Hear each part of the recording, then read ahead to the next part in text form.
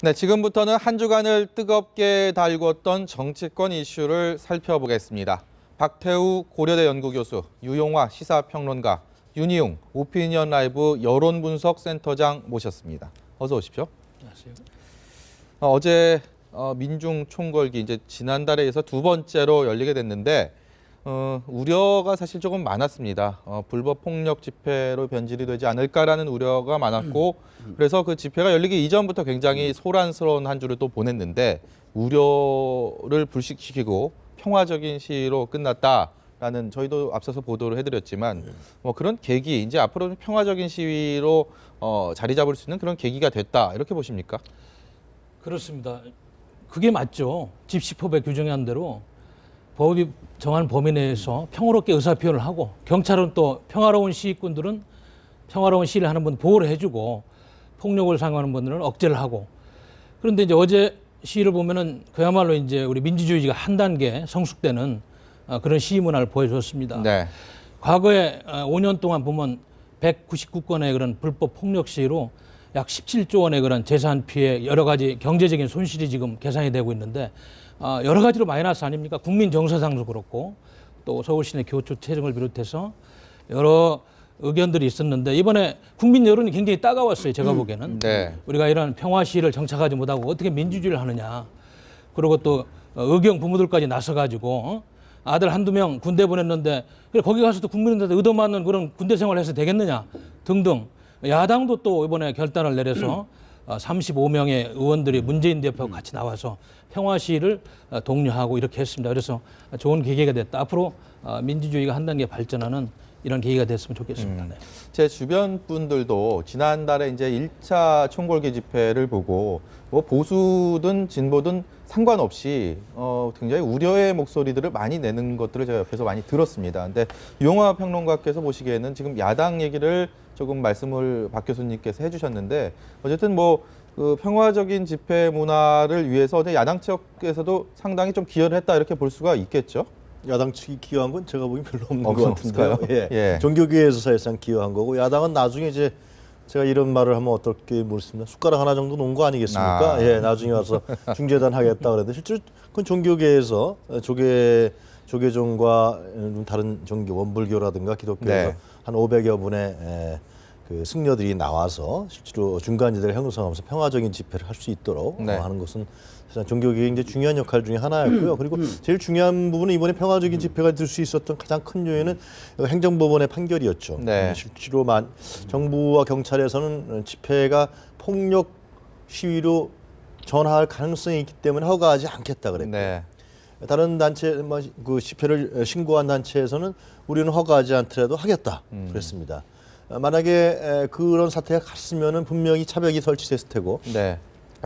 그것이 폭력적인 어떤 상호 간에 상당히 충돌이라든가 대결 양상으로 갔을 거예요. 근데 네. 마침 이제 YMCA라든가 참여연대 이러한 시민단체에서 행정법원에 경찰이 불허한 집회가 문제가 있다. 헌법상의 문제가 있다고 소송을 제기하면서 법원에서 경찰이 어떤 집회를 예상하면서 그 집회가 폭력 시위로 갈 거라고 예상하고서 집회를 불허하는 것은 헌법에 위배된다. 네. 그런 판결을 내리면서 사실상 집회가 합법적으로 열리게 됐고 경찰도 뭐 차벽이라든가 이런 선치를 안 한 것이죠. 예. 그래서 이런 부분들은 결국은 그러면서 이제 백남기 씨의 서울대병원까지 갔기 때문에 결국 이제 시위가 폭력으로 변하느냐 안 변하라는 것은 지난 1차 대회에서 물론 이제 일부 사람들이 뭐 쇠파이프를 사용하고 아주 눈에 안 보이는 그런 전체의 의사를 폭력으로 변질시키게 하는 그런 그릇된 행동을 했던 것도 있습니다만은 네. 경찰도 역시 차벽을 설치하면서 서로 조장한 것이 아니냐 또 이제 물대포를 쏜다든가 그런 두 가지 쌍방 요인이 있었는데 이번에 이런 부분들이 법원의 판결 그다음에 좀 전에 말씀드린 종교계 인사들의 어떤 평화 중간지대 역할 네. 하면서 상당히 평화적으로 이루어지고 근데 더 중요한 것은 이 집회에서 이들이 과연 무엇을 얘기했는지가 전달이 잘 안 되고 있어요. 네. 마치 폭력 시위냐 비폭력 시위가 주가 돼버리는 이들이 얘기했던 어떤 노동법 계약 문제라든가 또 농민들의 어떤 FTA를 통해서 받는 피해 문제, 그리고 또 역사 교과서, 국정 교과서에 대한 반대 문제, 이런 부분들의 내용들이 별로 전달이 안 되기 때문에 예. 그런 부분들은 좀 안타까운 것 같아요. 일단 뭐 이번에 같은 경우에 저는 여론에서 이 시위를 굉장히 이제 예의주시하면서 말씀하신 대로 어쨌든 평화적으로 이루어지는지 폭력 불법적으로 이루어지는지에 대해서 이제 뜨겁게 국민들이 관심을 지켜보고 있었다는 것, 네. 그것이 평화 집회로 끝날 수 있는데 상당히 이제 기여했다고 볼 수 있습니다. 그것은 이제 우리가 이른바 CCTV 효과라고도 하거든요. 네. 다 지켜보고 있다. 국민들이 지켜보고 있어서 사실 아무리 정당한 요구를 하더라도 그것이 폭력, 폭행이 있게 될 경우에는 그 정당한 주장을 받아들이지 않고 오히려 그것이 부정하고 잘못된 것으로, 그래서 그것을 강압적으로 진압하는 것 자체도 동의하겠다라고 하는 기류들이 이제 존재하던 상황이었거든요. 그런 면에서 봤을 때 주최 측에서도 어쨌든 이것이 불법 폭력으로 과격시로 흐르지 않도록 자체적으로 어쨌든 노력을 했고, 또 말씀하신 대로 시민단체들 또 종교계들이 관여하면서 어쨌든 이것이 우리나라 이 집회 시위에 있어서 그 문화를 한 단계 어쨌든 격상시킨 굉장히 획기적인 사건이었다라고 의미 부여를 할 수 있을 것 같습니다. 근데 그런데 오늘 19일 날 이제 또 3차 집회를 예고하지 않았습니까? 1차를 답습할 것이냐, 2차의 어떤 그런 새로운 계기를 계속 이어갈 것이냐, 뭐 이런 부분도 좀 우려와 기대와 같이 교차하는 것 같습니다. 어떻게 보십니까? 3차 집회도 당연히 평화적으로 가야죠. 그리고 아까 우리 유평론가님도 말씀하셨습니다만은 전하는 메시지가 있으면은 좀 분명하게 여러 가지 방법이 있지 않습니까? 꼭 폭력이 아니더라도 불법이 아니더라도 전할 수 있는 그런 길이 다 열려 있습니다. 요즘은 평화적인 시위를 해야 됩니다.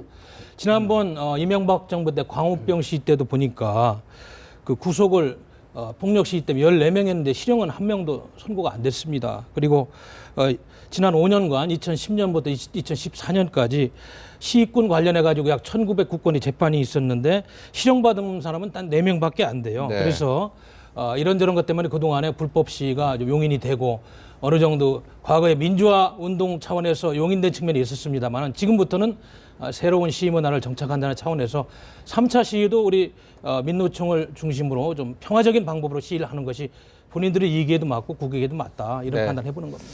유영하 평론가님, 오늘 이제 시위가 마무리가 어제 됐으니까 관심은 한상균 민주노총 위원장이 지금 조계사에 머문 지가 한 23일 정도 됐다고 합니다.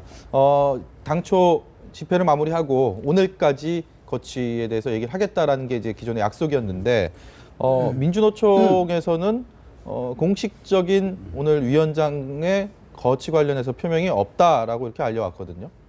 그렇다면 약속을 지키지 않은 부분에 대해서 우려를 할 수 있는 부분인데 어떻게 봐야 됩니까? 이런 상황은? 글쎄, 민노총에서 공식적으로 그렇다면 뭐 이유가 있겠죠. 일단 뭐 이유는 들어봐야겠습니다만은 그런 여론상은 별로 안 좋을 것 같아요. 일단 약속을 했고, 특히 이제 자기 자신은 뭐 혐의가 없다고 하지만 하여튼 정부와 경찰에서는 위법 사실이 있다라고 지금 얘기하고 있는 거 아니겠습니까? 네. 그러면 경찰에 나가서 어떤 위법 사실이 있는지, 노동계의 지도자니까 종교계, 특히 조계종의 스님들뿐만 아니라 이제 신도에 있는 분들도 상당히 곤란해하고 있지 않습니까? 네. 그래서 이런 부분들에 대해서 한상균 위원장이 좀 용기를 내서요. 네. 저는 나가는 게 맞다고 생각이 들고요. 나와서 경찰에 자진 출두해서 조사를 받고 네. 무슨 뭐 자범도 아니잖아요, 그죠? 네. 예, 어디 뭐 이상한 범죄를 저지른 사람도 아니고 상당히 정치적 사건이기 때문에 그 문제에 대해서는 지금까지 특히 이제 이번 집회가 상당히 평화적으로 끝났으니까 어느 정도 소개 성과를 올린 거니까 그렇게 해서 하는 것이 저는 올바르다고 생각이 드는데요. 네. 민노총이 어떤 의견인지 잘 모르겠습니다. 한상균 위원장의 그 거취에 관련해서 이제 스스로 자진해서 경찰에 출두를 해야 된다, 본인의 약속대로라고 지금 유용화 평론가께서는 말씀하셨는데 다른 분들 뭐 다른 의견이 혹시 있으시면 말씀을 해주시죠. 그렇습니다. 본인이 약속한 거니까 네. 반드시 그렇게 해야 되고요. 그리고 아무튼 우리 대한민국이 법치주의 국가니까 네. 집시법 위반 사실이 있으면 거기에 대해 소명을 하고 또 정치적인 주장을 또 그 재판을 통해서 할 수가 있는 겁니다. 그래서 법정을 통해서 할 수 있기 때문에 본인이 약속을 지키면서 그러면 또 역으로 과거에 이러이러했으니까 앞으로는 정치권에서 이런 걸 해줬으면 좋겠다 요구도 하면서 서로 이렇게 대화를 해나가는 창구로 활용을 해야지 거기에 더 못 문다면 지난번에 그저 조계사 신도들도 막 끌어내려고 그러고 갈등이 있었잖아요. 그건 국민들도 원치 않는 거기 때문에 이제는 시위도 끝났고 하니까 네. 나와서 좀 자기 이야기도 하고 또 잘못된 거는 좀 법적으로 좀 이렇게 한번 걸러보고 이런 절차가 필요한 것 같습니다. 네. 오늘 오전에 이제 정치권 얘기를 해볼 텐데 안철수 전 새정치민주연합 공동대표가 기자회견을 한다고 해서 많은 분들이 뭔가 칼을 뽑아 들어서 휘두를 것이다. 뭐 이 정도까지도 관측이 나왔는데 휘두르진 않고 칼을 어느 정도 뽑은 정도로만 좀 해석이 되는 것 같아요. 안철수 전 대표의 기자회견 윤희용 센터장님께서는 어떻게 보셨습니까? 예, 지금 어쨌든 안철수 의원의 문재인 대표에게 이제 혁신 전당대회를 요구를 했었던 것이고요. 또 문재인 대표가 이에 대해서 거부를 한 상황에서 더 이상 어떤 이제 또 발표를 이제 해야 되는 상황이 대응을 해야 되는 상황이었기 때문에 오늘 이제 안철수 의원의 이제 기자회견이 있었는데요. 어쨌든 내용은 보면은 상당히 결연하긴 합니다. 탈당이란 말을 언급하진 않았습니다만은 지금까지 모욕과 조롱을 참아왔다. 네. 그리고 더 이상 다시 어쨌든 전당대회를 재고해 달라고 하면서 앞으로는 어떠한 요구도 하지 않겠다라고 하면서 이제 마지막임을 암시하는 듯한 표현들도 곳곳에 들어가 있긴 합니다. 네. 그래서 탈당을 많이 고민을 한 흔적이 보이긴 하는데요. 그러나 이제 안철수 의원의 입장에서 탈당 자체가 정답이 되지 못하는 측면이 있기 때문에 그 부분도 상당히 지금 더 고민이 길어질 수밖에 없는 상황입니다. 왜냐하면 당에 대한 애정을 아직까지도 더 갖고 있다 이렇게 해석을 해도 됩니까? 그런 진정성들은 우리가 이제 받아들여야겠습니다만은 정치적 차원에서 봤을 때 당장 탈당을 할 경우에 수도권에 지역구가 있기 때문에 사실 야당에서의 후보들 분열, 노회찬 전 의원도 있고요. 그래서 당장 내년 총선의 당선에 대한 이제 문제를 무소속으로 치르게 될 경우에는 걱정해야 될 상황이라고 할 수 있겠고 또 나갔을 때 바로 지난번에 한번 실패를 했는데 세력화가 바로 곧장 이어진다는 보장이 없는 상황입니다. 여기에 이제 호남의 신당 세력들이 있는데 같이 손을 잡을 가능성이 있는데요. 그 네. 카드가 있지만 그럴 경우에 지역주의 세력과 손을 잡았다고 하는 비판에 직면하게 되면서 안철수 의원이 가지고 있던 새정치 브랜드가 훼손될 우려가 있거든요. 그런 면에서 봤을 때 탈당했을 때 여러 가지 카드들이 네. 좀 적절하지 않은 측면들이 있습니다. 그런 면에서 봤을 때 좀 더 문재인 대표를 다시 한번 압박하고 또 지금 가만히 있으면 문재인 대표가 주도하는 흐름들이 고착화될 것이라고 하는 그런 이제 우려를 일정 부분 좀 차단하기 위해서 오늘 일단은 기자회견을 했다. 그러나 탈당 이런 것도 고민도 많이 하고 있는 것으로 읽힌다 이렇게 볼 수 있을 것 같습니다. 이제 앞으로 문재인 대표와 안철수 의원이 과연 같은 길을 걸을 것인가, 서로 다른 길을 걸 것인가가 초미의 관심사가 야권에선 될 수밖에 없는 상황입니다. 그러니까 지난 대선에 서로 뭐 각각의 대권 후보로 나섰다가 마지막에 뭐 우여곡절은 있었지만 단일화를 했고 그런 상황에서 지금 다시 한번 또 위기에 봉착됐는데 어떻습니까? 이 두 야당의 두 정치인이 지금 상황을 놓고 봤을 때 같은 길을 가거나 다른 길을 갈 때 어떤 가장 큰 지금 요인으로 작용될 수 있는 부분들, 변수라고 할까요? 그런 것들 어떤 게 있겠습니까? 저도 오늘 아침에 이제 기자회견을 봤는데요. 주의 있게 봤는데 그러니까 안철수가 바라보는 새정치민주연합의 해법과 문재인이 바라보는 새정치민주연합의 해법이 상당히 다른 것 같아요. 그러니까 안철수 의원은 현재 새정치민주연합이 워낙 국민들의 지지를 못 받고 있고 야당 지지자들이 다 떠나가고 있는 상황이기 때문에 확실하게 판을 깨고서 새롭게 만들지 않으면 안 된다. 네. 그래서 그것이 바로 혁신 전당대회다. 혁신 전당대회는 이제 어떤 대권 주자로서 알려져 있는 문재인 대표하고 안철수 모든 사람이 나와서 새롭게 당을 만들어내자. 그렇게 안을 내놓은 것이 혁신 전당대회인데요. 문재인 대표는 현재는 그럴 필요까지 뭐 있겠느냐. 내가 여태까지 혁신위원회도 운영해 왔고 네. 향후에 총선과 대선에서 내가 이 상태로 나가면은 승리할 자신이 있으니까 그 안철수 의원 너무 그러지 말고 같이 문안박 연대를 하든지 아니면 우리 공통기계에 들어와서 하든지 그러한 것으로서 보는 시각이 상당히 다른 것 같아요. 근데 이제 문제는 결국 이제 국민들 여론 아니겠습니까? 과연 새정치민주연합이 현재 체제로 총선 뭐 대선은 뭐 나중에 얘기지만 총선에서 과연 약진할 수 있느냐 못하느냐 이런 부분들의 여론인데 저는 오늘 기자회견이 일단 뭐 또 문재인 대표가 어떤 얘기를 할지 모르겠지만 문재인 대표한테는 안철수 의원의 오늘 얘기에 대해서 상당히 답해야 되는 정치적으로 잘 답하지 않으면 상당히 궁색한 처지로 몰릴 수 있는. 네.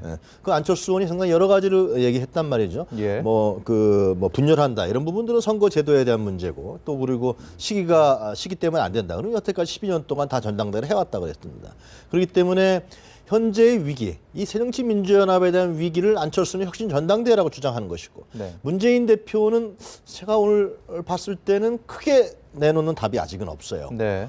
현재의 위기, 그럼 자기가 사퇴하고 어떤 걸 뭐 제시한다든가 사퇴 안 하고 어떤 형태로 간다든가 이런 부분에 대한 어떤 구체적이고 좀 더 혁신적인 좀 판을 뒤집는 이런 부분에 대한 거를 문재인 대표가 아직까지 얘기는 못하고 있기 때문에 저는 뭐 탈당 여부는 뭐 나중에 결정할 문제겠지만 12월 한 달 동안 이제 치열한 싸움들이 벌어지지 않겠습니까? 네. 그래서 누가 명분을 갖느냐? 새정치민주연합을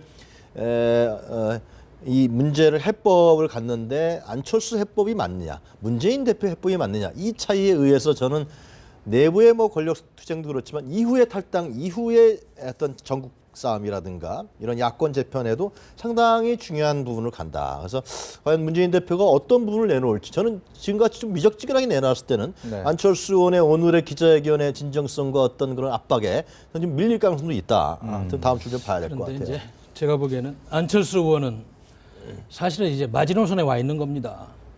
2011년도도 서울시장을 양보했죠. 네. 그리고 2012년도 대선 후보 자리도 뭐 양보라고 합니다만 아무튼 본인이 일정 부분 양보한 게 사실입니다. 결과적으로 그런데, 양보를 했죠. 예. 그러나 이제 안철수 의원께서 지금 고민하는 건 그런 거예요. 자기가 새 정치를 한다고 야당을 선택해서 야당을 바꿔보겠다고 야당 생활을 하고 있는데 과연 안철수 의원이 지금까지 주장한 그 혁신적인 야당 개혁안 이런 것들이 얼마나 반영이 됐으며 또 앞으로 과연 그런 것들이 가능할까?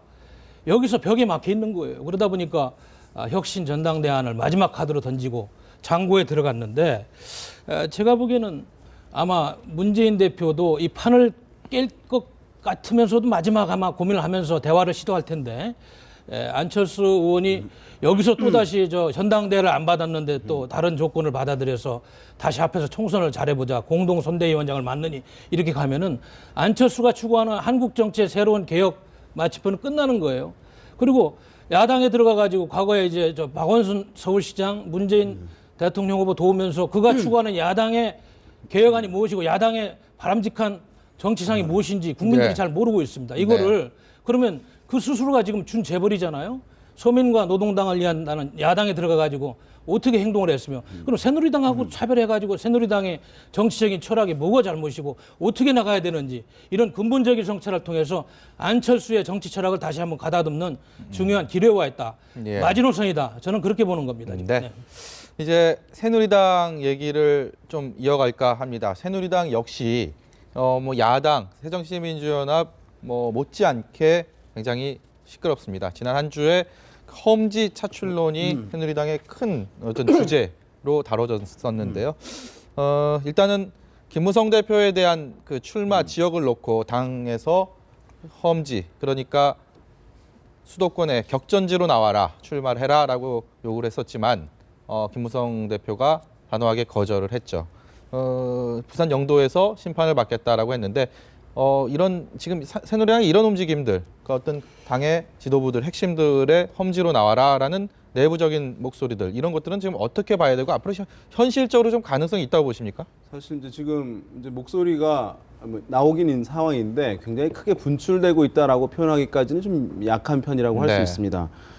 이제 이것이 계속해서 요구가 될 뭐 일정 부분 더 커질 가능성은 있는데 그것도 어느 정도 한계에 부딪힐 가능성이 높다고 보는데요. 왜냐하면 이것이 요구되는 것은 당의 일정 정도의 어떤 중립적인 세력, 거기에 개혁적이고 혁신적인 세력, 그리고 대중의 지지를 받는 어떤 혁신적 그룹이 존재했을 때 초선, 재선 위주로 됐을 때 이 그룹들이 이것을 당에 있는 각 계파의 수장이라든가 중진들을 향해서 얘기할 때 대중이 호응하고 또 당의 기류가 만들어지게 되면서 실현되는 과정을 가는 것이거든요. 네. 그런데 지금 새누리당 상황에서는 친박과 비박 또는 박근혜 대통령 또는 친박을 중심으로 한 친박 세력도 굉장히 지금 견고하게 지금 결집이 되어 있는 상황이고요. 당 안에 또 비박계에서도 김무성 대표를 중심으로 해서 비박 세력들 일정 부분 결집도가 높은 상황인데요. 네. 이런 상황에서 어떤 새로운 세력이 얘기하는 혁신적 그룹이 얘기하는 목소리가 더 커지기 힘듭니다. 왜 양쪽에 다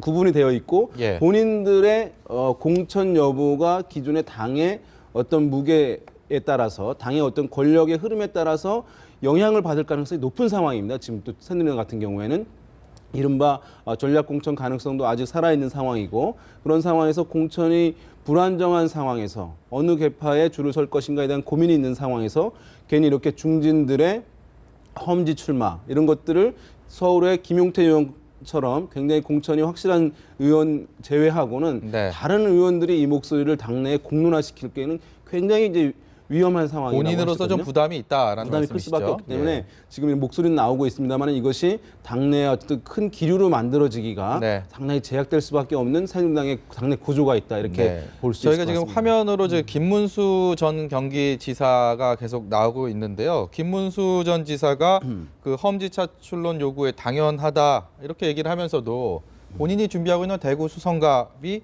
바로 험지다. 라는 발언을 했습니다. 대구 같은 경우는 새누리당 입장에서는 호남 민주당 새정치민주연합의 광주처럼 일종의 좀 심장부라고 여겨지는 곳인데 이곳이 험지다라는 발언을 했는데 이 의미는 뭐라고 생각을 하십니까? 그 현재 이제 김부겸 전 의원하고 이제 총선에서 네. 대결을 해야 되니까 아마 그런 얘기를 한 것 같은데요. 네.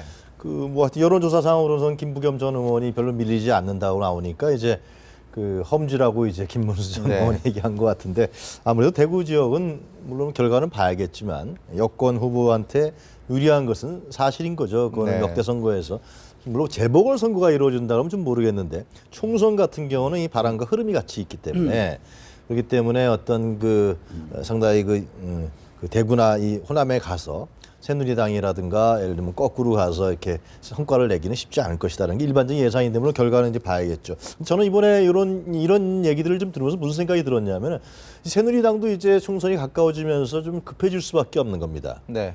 이 공천이 물론 지금 야당이 워낙 이제 지금 거의 제 기능을 못하고 서로 간에 분열에 빠져 있고 새로운 카드를 못 내놓으니까는 반사이익을 많이 보고 있지만 또 그것이 총선 때까지 갈 수도 있겠죠. 네. 하지만 새누리당 입장에서 봤을 때는 뭔가 공천에 대한 카드를 내놔야 되는데 그 부분이 전혀 없지 않습니까 현재? 마치 청와대 박근혜 대통령과 김무성 대표하고의 공천 싸움, 또 친박과 비박 간의 공천 싸움, 또 주류와 비주류의 공천 싸움 이런 부분들만 국민들에게 비춰지고 있지 공천을 통해서 새로운 인물이 들어오고 공천에 부패한 국회의원들을 예를 들면 숙청시키고 이런 부분들에 대한 어떤 새누리당이 내놓을 만한 공천 카드가 지금 보이고 있지 않다. 네. 앞으로 또 그렇게 될 가능성도 상당히 쉽지가 않다라는 거죠. 예, 예. 내부 분열만 하다 공천 싸움만 하다 끝나는 거 아니냐. 네. 그러니까 힘센 놈이 결국 공천권을 가져가는 거 아니냐.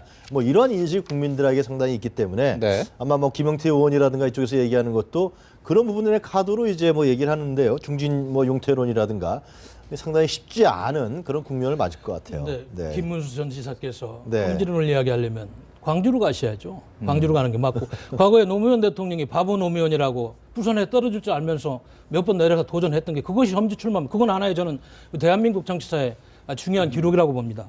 김용태 서울시장위원장은 아마 이걸 겁니다. 지금 48석 중에서 새누리당이 17석을 갖고 있어요. 그래서 서울에서 붐이 좀 일어나야지 총선에서 어느 정도 의석을 많이 확보하지 않겠네. 그래서 김무성 대표한테 상징적으로 이야기를 했는데 김무성 대표 입장에서 그거 아닙니까? PK에서 자기가 승기를 잡고 분위기를 몰아가야 돼. 대통령 후보되는 전략의 접목이 되는데 그걸 받을 수가 없는 거예요. 그래서 이런저런 자신의 정치적인 계산 때문에 하여튼 뭐 명분보다는 아직까지는 좀 정치적인 이익치를 따지는 그런 논쟁이 되고 있는 것 같습니다. 네. 지금 뭐 말씀 중에 잠깐 얘기가 나왔습니다. 그 다선 용태론, 그 고령의 다선 용태론이 새누리당 여당에서 나오고 있는데 이전에 18대 때 보면 박희태 전 국회의장이 뭐 그런 식으로 공천을 받지 못했고요. 그리고 이상득 전 의원 같은 경우도 마찬가지였습니다. 55인 성명까지 나왔고. 근데 이번에 이제 70대 다선 용태론이 다시 나오면서 서청원 최고위원을 겨냥한 거 아니냐. 7선의 70대이기 때문에 뭐 그런 얘기들이 나오면서 술렁술렁거리는 모습이 좀 보입니다. 이것 또한 실질적으로 좀 반영될 가능성이 있다고 보십니까? 제가 보기에는